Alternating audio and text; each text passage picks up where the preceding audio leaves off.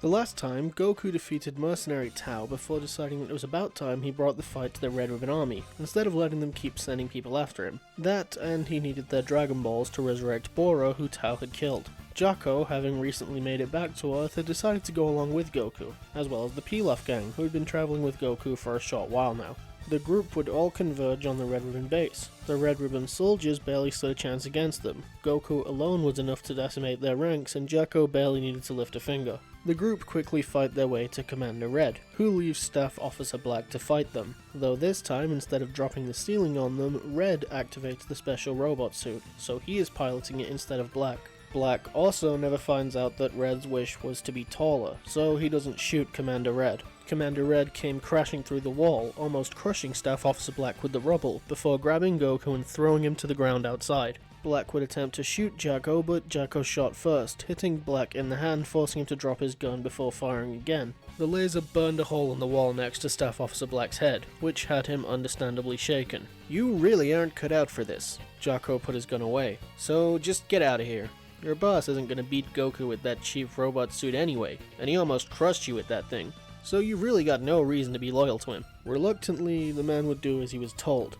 He'd retreat for now, but he was hardly going to take this defeat lying down. He'd get his revenge, someday. "Are you sure Goku won't need our help?"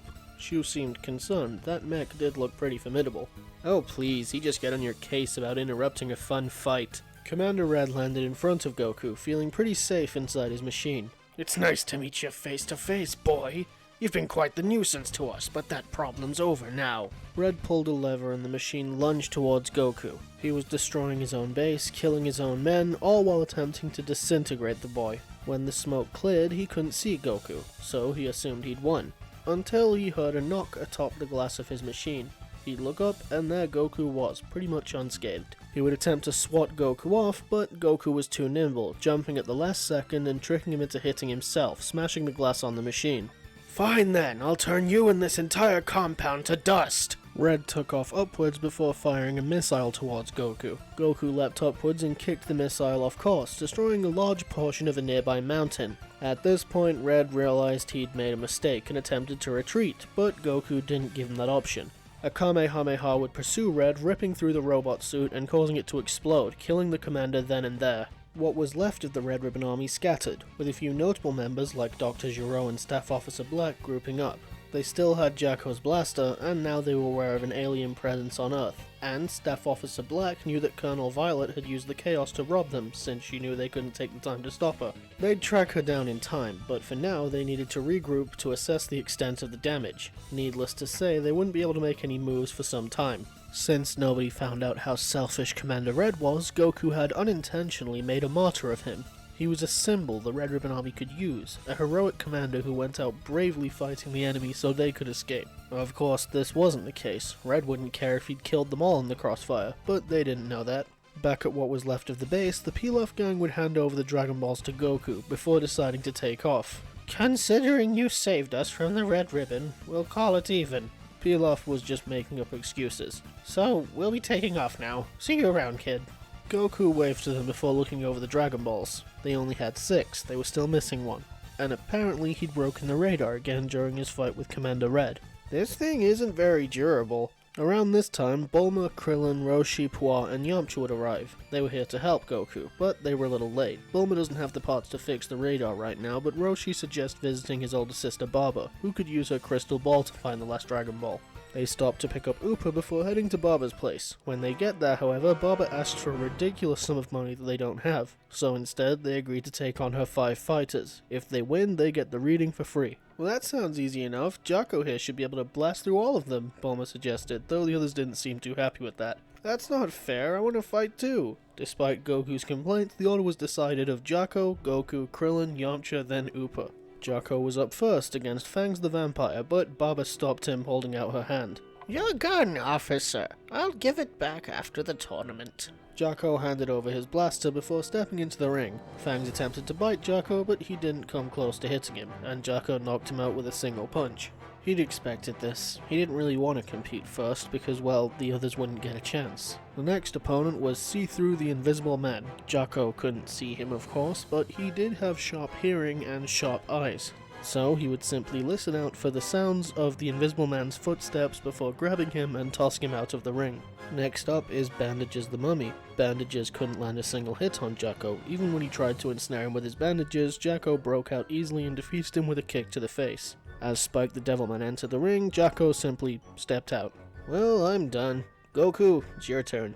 Jaco, what the hell? Jaco simply ignored Yamcha's protests. Relax, that guy's nothing Goku can't handle. He'll get more fun out of this fight than me anyway. Jaco retrieved his gun from Baba before joining the spectators. Scared, I see. Good. You should be. My Devil Might beam is unbeatable. Spike would gloat as Goku stepped into the ring. Goku vs Spike goes as it normally does. The Devil Might beam doesn't work on Goku because he's pure of heart, and Spike isn't strong enough to beat Goku without it. But who does Goku fight in the next round? Remember, Gohan is still alive, so Baba can't bring him back for the fight. Instead, she brings someone Goku doesn't recognize at all, but someone Master Roshi knows quite well, even with the mask. An old man with a stocky physique who was slightly taller than Roshi stepped into the ring. He looked over to the crowd, his gaze lingering on Roshi before he turned his attention to Goku. The man seemed quite intrigued to be fighting one of Roshi's students. Once the fight had started, Goku would attempt to punch the man, who grabbed his fist before throwing him to the ground, firing a beam of energy from his fingertip that Goku only just managed to avoid. The man would avoid a few more attacks from Goku, but he couldn't avoid all of them as Goku managed to kick him in the face, breaking his mask. I thought I recognized him. That's Master Mutaito, the man who taught me, Roshi mused as he watched the fight. So then, can Goku win? Roshi stopped to ponder Yamcha's question. I'm not sure, but my master was an honorable man. He won't harm him too badly. It would seem Roshi has done a good job training you. You are an excellent fighter. Mutaito would attempt to kick Goku in the head. His strike was imperfect by design. If Goku was good enough, he could evade it. Goku ducked under Mutaito's kick before rushing back to gain some distance. Goku seemed to catch on pretty quick that this was a lesson, not really a fight. Every strike Mutaito attempted was deliberately imperfect, and though Goku still found himself being hit every now and then, he was more or less capable of holding his own. He even caught Mutaito off guard by tossing him over his shoulder when the old man attempted to punch him. Mutaito would quickly recover, standing up and firing a few more finger beams towards Goku. He managed to dodge the first two but was tagged by the third, almost falling out of the ring. Alright, my turn. Mutaito seemed intrigued by this. Ki attacks were somewhat rare when he was alive. Kamehameha. Mutaito would prepare to block the attack as the ball of energy formed in Goku's hand. Ha ha! Mutaito would block the beam, although he was still being pushed back by the stream of energy, and when it dissipated he was teetering on the edge of the ring. Sure, he could probably recover if he wanted to, but this kid had earned the win. So Mutaito feigned slipping, meaning Goku had won. Master Mutaito would bow to Goku, congratulating him on a job well done. You've got some first-rate skills, my boy. And Roshi, you've done a fantastic job training him. I couldn't be more proud. Roshi wasn't the most emotional person, but his master, who'd been dead for years, telling him he was proud of him, it had him a little choked up. Well, I'll be off now.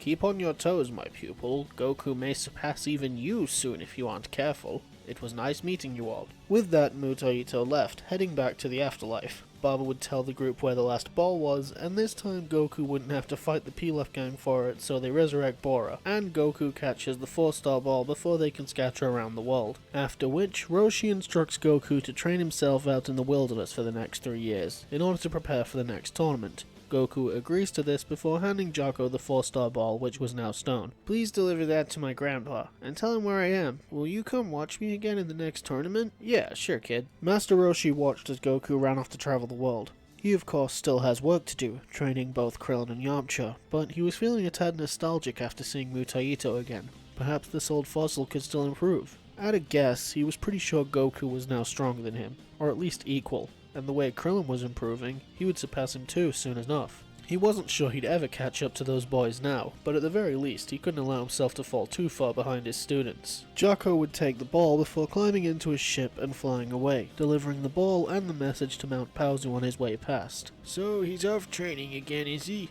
Well, that's about right. It'd be nice if he'd spare some time for his old grandpa. Well, how about this? I agreed to watch Goku in the next tournament, so how about you join me? I'm sure he'll be happy to see you. Sounds fun. Yeah, I'll hold you to that. Gohan waved Jaco off as he climbed back into his ship before heading back to space. He enjoyed visiting Goku on Earth, but he honestly felt like he wasn't really needed this time. Not much happens for the next 3 years. Goku trains in the wilderness, while Krillin and Yamcha train with Roshi, and Roshi even starts to work out a little himself. Though he was really doing it just to remain in shape. He would find he didn't really make huge leaps in power anymore, but he was still stronger than he had been. About a year in, they'd get a visit from Pilaf, who was asking where Goku was. Training in the wilderness, right? What? He was supposed to help us find the Dragon Balls. It probably slipped his mind. That boy has a memory like a sieve. Pilaf sighed. Yeah, he probably did forget. Whatever, we don't need his help. Of course, they were wrong about that, and they hadn't managed to find them even by the time of the next tournament. Well, that's where we'll stop for now. Next up will be the Crane School saga. Jaco won't be participating in the tournament, but I do still have something planned that should make things interesting. I know Mutaito was a weird choice for Baba's fighter, but I found myself unable to think of a better one.